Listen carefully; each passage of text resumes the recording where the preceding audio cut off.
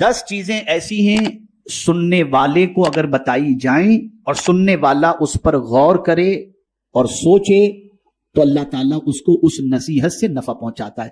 10 چیزیں سن لیں. لوگوں کو اللہ کی نعمتیں یاد دلائیے تاکہ وہ اللہ عز و جل کا شکر کریں. کس نے دی زمین؟ کس نے دیا آسمان؟ کس نے دولت دی؟ کس نے آنکھ دی؟ یہ ساری نعمتیں اللہ کی دی ہوئی ہیں. اور اگر چاہتے ہو کہ اللہ مزید نعمتیں عطا فرمائے تو قرآن کہتا ہے لئن شکرتم لازیدنکم، تم شکر کرو اللہ تمہیں زیادہ عطا فرمائے گا.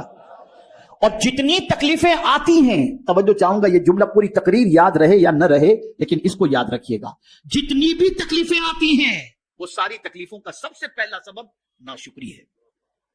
سب سے پہلا سبب. اس کے پاس یہ، میرے پاس یہ نہیں، وہ یہاں میں بس یہی سب چلتا ہے. اور اس کو میں قرآن سے سمجھا دوں. اللہ فرماتے ہیں ما یفعل اللہ بعذابکم ان شکرتم، اللہ تم کو عذاب دے کر کیا کرے گا اگر تم شکر کرو.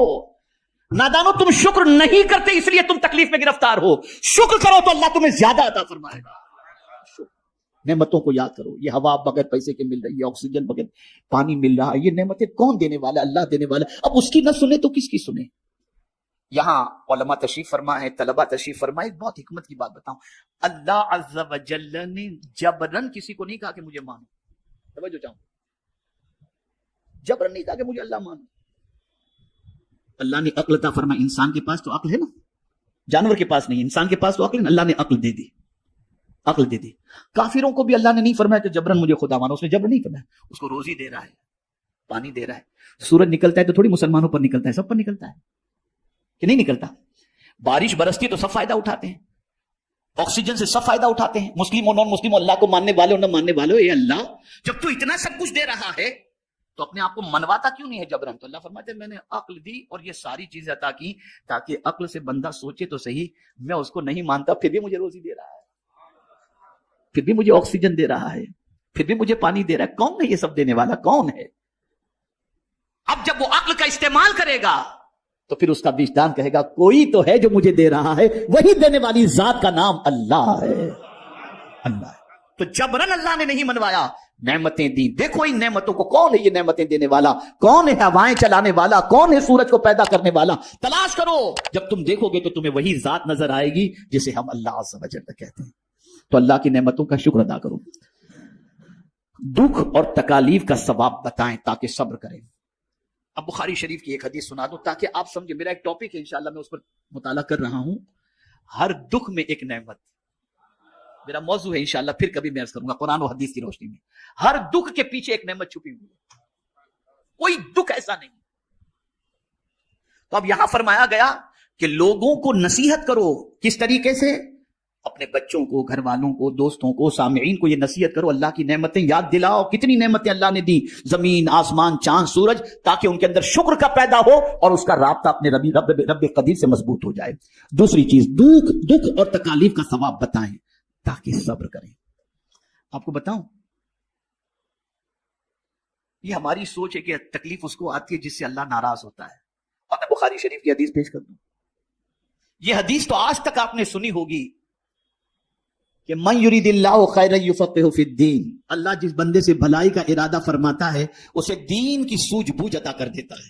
لیکن آج بخاری شریف کی ایک حدیث اور سنا دو.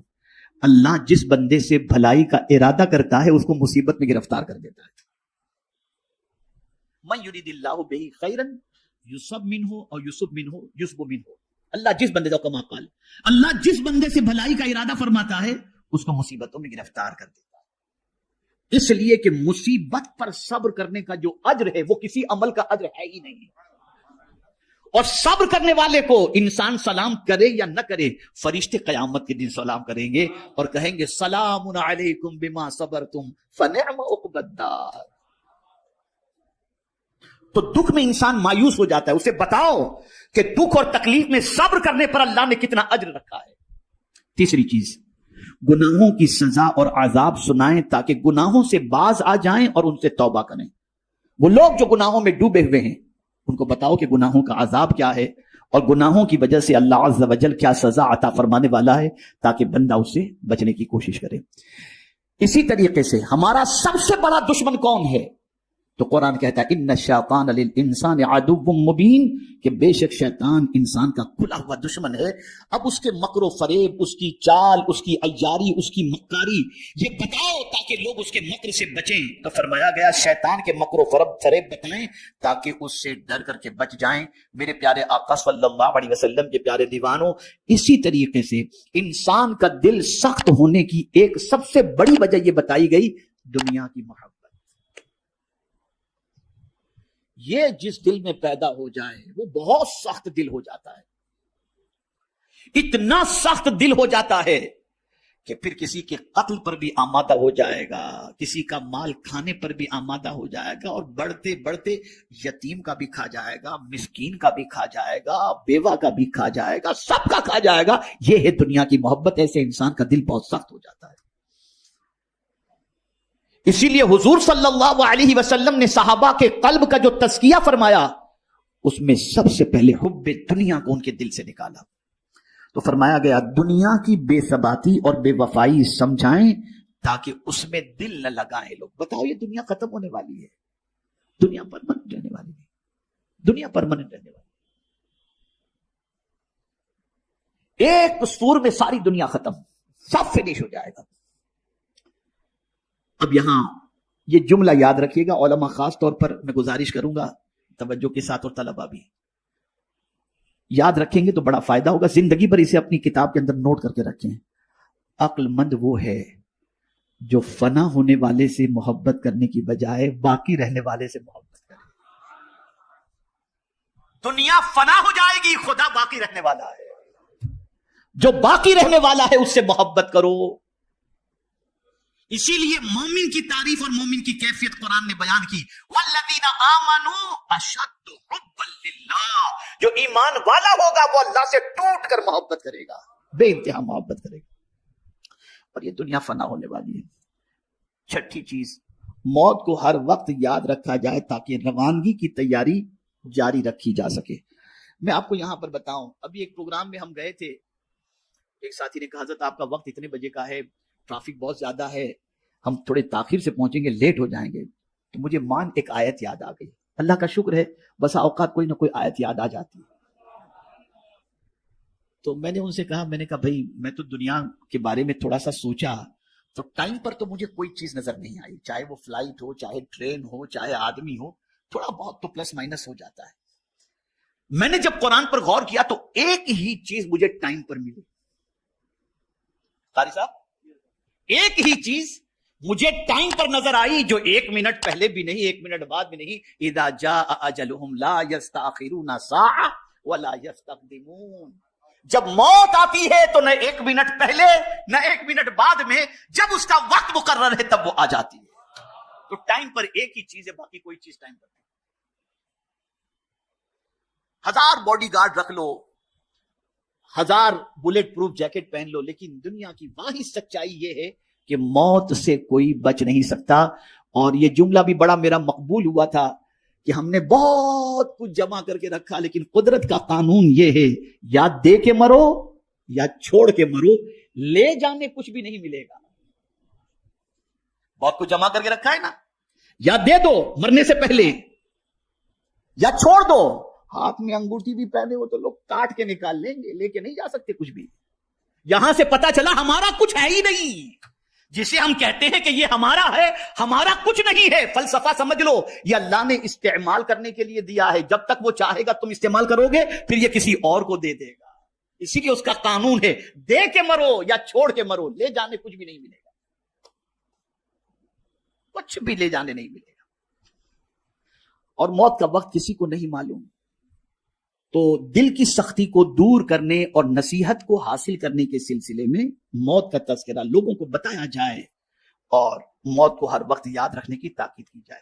اسی طریقے سے 7ویں چیز، قیامت کو زیادہ سے زیادہ یاد دلایا جائے تاکہ اس کے لیے زیادہ راہ جمع کیا جا سکے. لوگوں کو بتایا جائے قیامت ایک دن ہے، آخرت کا دن ہے، وہاں کیا چیز کام آئے گی اس کو بتاؤ، وہاں کی سچویشن کیا ہوگی اس کو بتاؤ، وہاں کون کس کے کام آئے گا بتاؤ. میری ایک کتاب خریدیے گا مکتب سے، محشر میں حضور کہاں ملیں گے. کوئی نہیں ملے گا، کسی کا پتہ نہیں، لیکن حضور کا پتہ معلوم ہے. حضور نے خود بتا دیا میں کہاں ملوں گا، اور کہاں ملیں گے؟ جہاں سخت حاجت ہے وہاں مصطفیٰ پیارے تشریف فرما گے۔ پل صراط پر ملیں گے، میزان پر ملیں گے، حوض کوثر پر ملیں گے۔ یا رسول اللہ آپ کی عظمتوں پر قربان کہ جن کوئی بھی مصیبت ایسی نہیں جس کے حل کے لیے آپ پہلے سے موجود نہ ہوں۔